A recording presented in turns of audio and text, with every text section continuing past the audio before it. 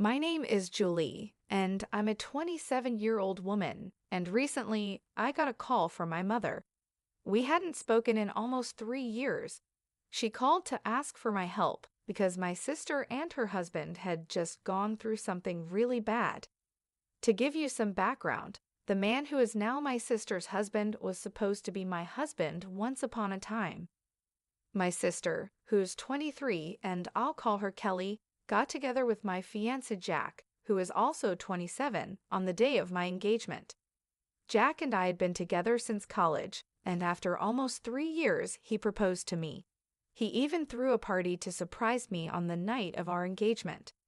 I remember feeling like I was on top of the world until about 2 p.m. that day. I decided to step out into the backyard to get better phone reception, and that's when I saw my sister and Jack. They were making out so passionately that it took them a few seconds to even notice me standing there, completely shocked. I couldn't believe he would do this to me, especially after almost 3 years together, and on the night of our engagement, no less. When they finally noticed me, they quickly pulled apart, but it was too late. I ran to my car and drove as fast as I could to the nearest hotel. I was in complete shock and trying to process what I had just seen, hoping it wasn't true. But then I received a text from Kelly, apologizing and saying she was in love with Jack. Apparently, this had been going on for a long time. I was in my hotel room when I got that text, and I broke down like never before. After that, Jack texted me too, saying pretty much the same thing. He told me that he had only proposed to me because he thought that if he committed to me, he could push Kelly out of his mind. Obviously, that didn't work, and it made him want Kelly even more. He said it wasn't about me, but it was about them, and they just knew they were meant to be together. I was just a stand-in, a way for Jack to eventually meet Kelly. I stayed at the hotel for a few days, trying to pull myself together. I was still feeling lost and trying to convince myself that this was just a bad joke life was playing on me. After almost 5 days, I finally went back home because I needed to get my things and go back to work if I didn't want to get fired. When I got home, I realized that my family had been staying with Jack, all under the same roof, waiting for me to return. It might have been touching if it weren't for the reason I left in the first place. Everyone had been trying to text me and get a response from me nonstop after I disappeared, but I hadn't answered a single one of those messages. So when I finally came back, there was a lot of chaos. Everyone made sure to hug me and tell me how glad they were to see me. Even Kelly had the nerve to come up to me with tears in her eyes and give me a big hug when she saw me. I was too shocked to even react and just stood there silently while everyone crowded around me. Finally, when things calmed down, I cleared my throat and told them that I was only back to get my things and move out for good.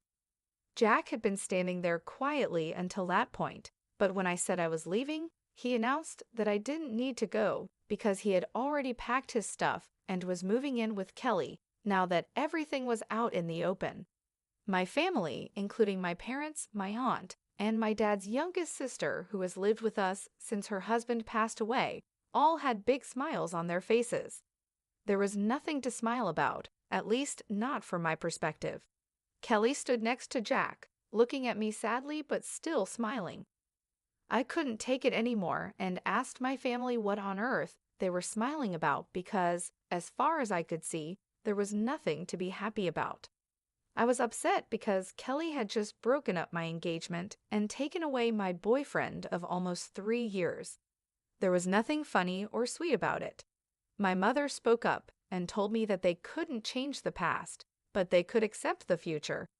They believed that the future had Kelly and Jack together, and even though the relationship started with cheating, they felt sorry about it, but wanted me to understand that this was for the best. Kelly apologized for taking my boyfriend, saying she couldn't help falling in love with him. She wished she had told me earlier, so I didn't have to find out this way, but she said they were deeply in love and wanted to spend their lives together.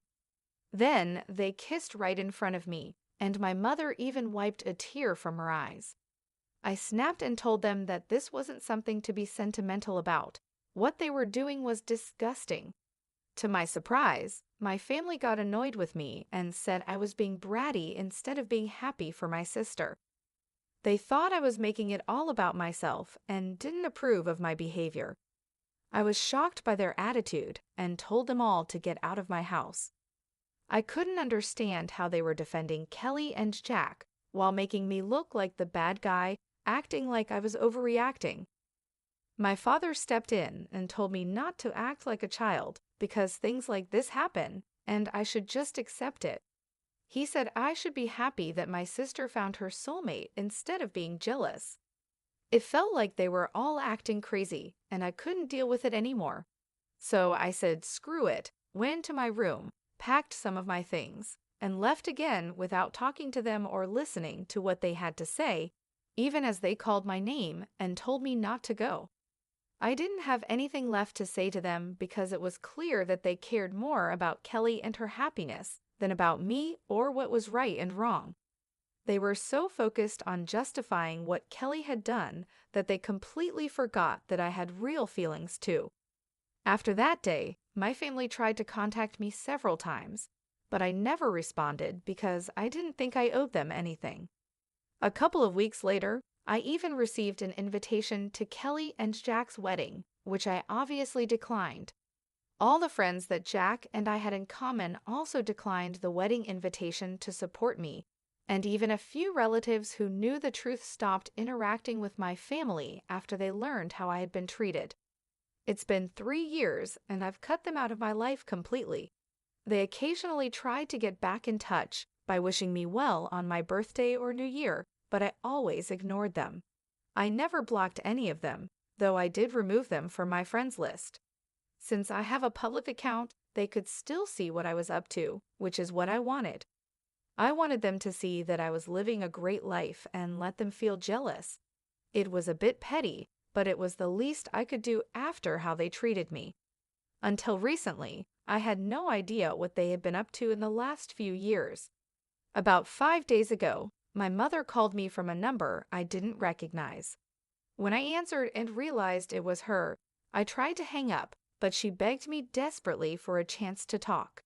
She sounded so upset that I agreed to listen for a couple of minutes because I couldn't ignore her completely. She told me that Kelly and Jack had started a business a couple of years ago, but it was failing badly. Their investors were backing out because the business wasn't making any profit. They borrowed more money, but even that didn't help, and now they were deep in debt. Loan sharks were after them, and they were being hounded by everyone from their employees to their investors and the people they had borrowed money from. I lived a comfortable life and could afford to help them out, so my mother turned to me as a last resort, begging me to loan them money to pay off their debts. She wasn't asking for a small amount either. She wanted almost $95,000 to help Kelly and Jack. I asked why Kelly wasn't the one calling me if she needed help and why she was making our mother speak to me instead. My mother explained that Kelly and Jack didn't even know she was asking me for help because they had told her not to. I guess they all still remembered what happened 3 years ago. Kelly didn't want me to know about their situation and wasn't ready to take help from me, but my mother didn't know anyone else who could give them that much money quickly. A couple of months had already passed, and Kelly and Jack were struggling even to put food on the table. My parents and Jack's family were helping as much as they could, but it wasn't enough. They had their own futures to think about, especially since most of my family, including Jack's parents, were retired. That's why my mother, with no other options, had called me to ask for help. I could afford to help them, but I really didn't want to. Kelly was right not to contact me for help because they lost the right to ask anything of me the day they cheated on me. I told my mother that I couldn't help them, and even if I could, I wouldn't. She sounded very upset and told me I was being cruel and needed to think about my family. I reminded her that Kelly and Jack didn't think about me when they had their affair, and my family didn't think about me while they supported them. So I didn't see why I needed to think about them now. I had worked hard to get where I am today, and I wasn't going to just give away $95,000 to two people who didn't deserve it. My mother started crying on the phone, saying she never expected me to grow up to be so selfish, and claimed that my sister and her husband would end up in big trouble if I didn't help them out. I told my mother that it was unfortunate, but I couldn't help them, and then I hung up. Since then, she's been sending me text after text, almost every hour, begging me to reconsider and think about my sister. She keeps saying that this isn't the time for petty revenge, and that Kelly is in serious trouble. She warns that if I don't help her now, I'll regret it in the future. My mother is acting desperate, and I don't know what to say to her because I don't want to feel like the bad person here either. Am I wrong for not helping my sister financially after she stole my fiancé 3 years ago? Update: I finally blocked my family. I hadn't done that earlier because, first, I wanted them to see what I was up to and feel jealous, and second, because I thought cutting them off completely might be something I'd regret if something bad happened to them. But now, I don't care anymore. I should have removed them from my life 3 years ago. Keeping them around this long was the real petty thing I did. Refusing to help my sister now isn't petty, it's just the logical thing to do. They've already wasted so much money, and I'm sure that even if I gave them the money now, they wouldn't be able to pay it back.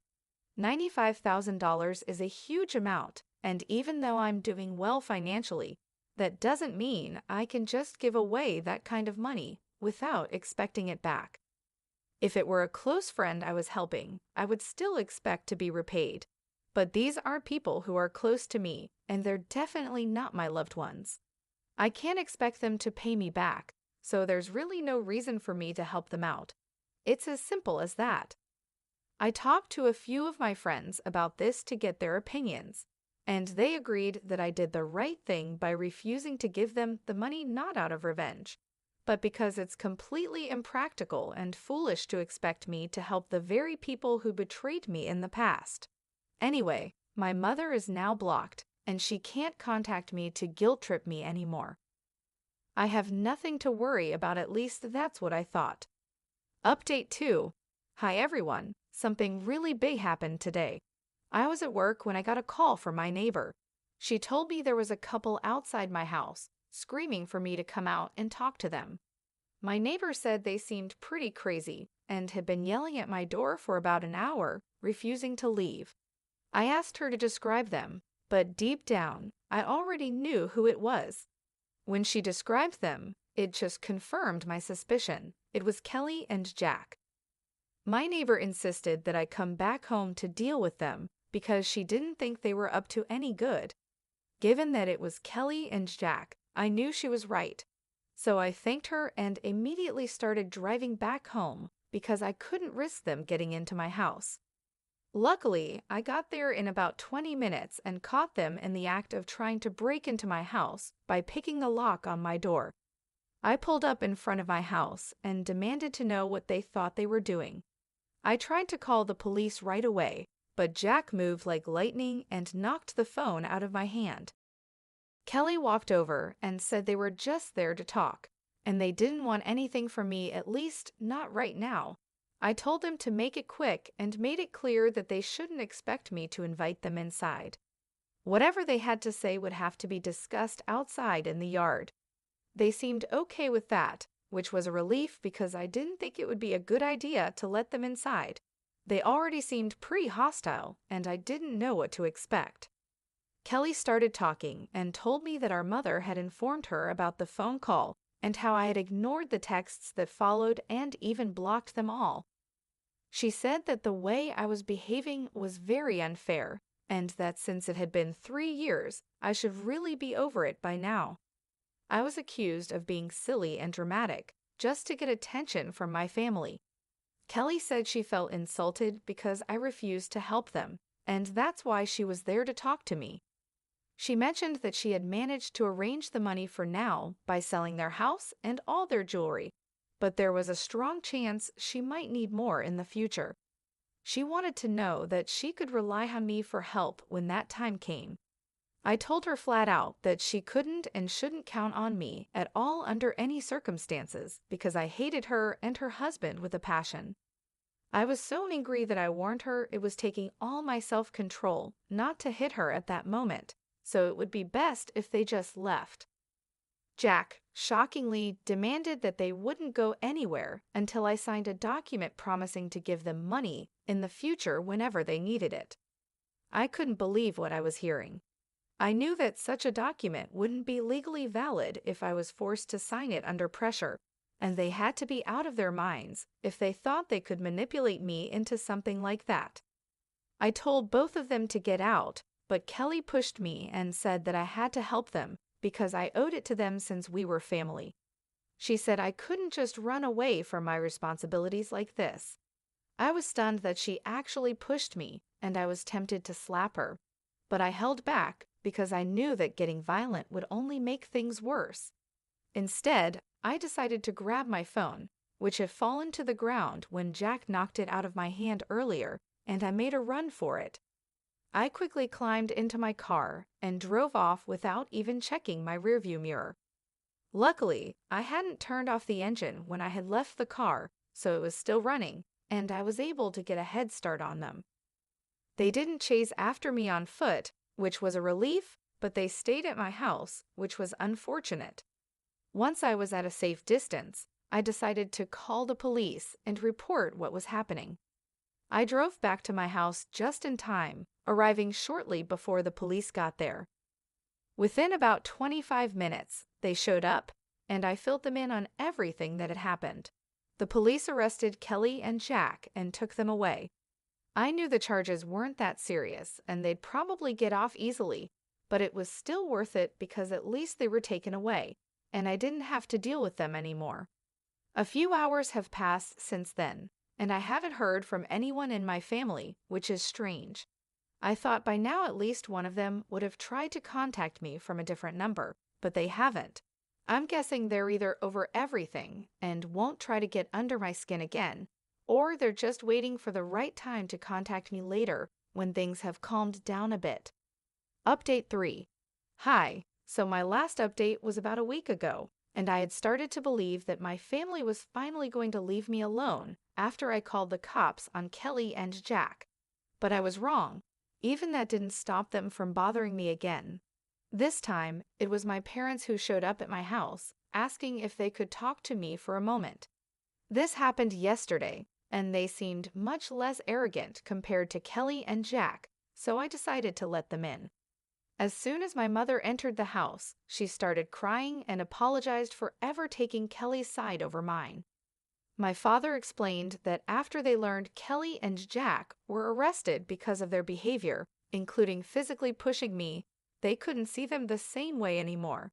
They had decided to cut them off. My mother kept crying the entire time she was there, while my father continued apologizing for siding with Kelly in the past when it was actually me who was the victim. I told my parents that while I appreciated them finally coming to their senses, it was too little, too late to make things better. I had grown used to living my life on my own terms and didn't want to go back to putting my family before myself.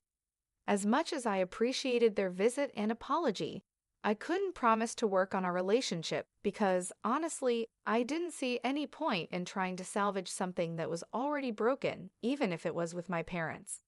They protested a bit, saying that we could fix things if we really wanted to, but that was the problem I didn't want to anymore. I just wanted to be by myself, free from the complications and hurt of the past. I told them I respected their efforts, but I was done trying. They seemed a little disappointed, but eventually they left and asked if I could at least unblock them so they could keep in touch. I did unblock my parents, which feels a bit strange, but for now, that's where things stand. I'm not sure what the future holds, but I'm focusing on my own peace and well-being. Stay tuned for more updates on how things unfold.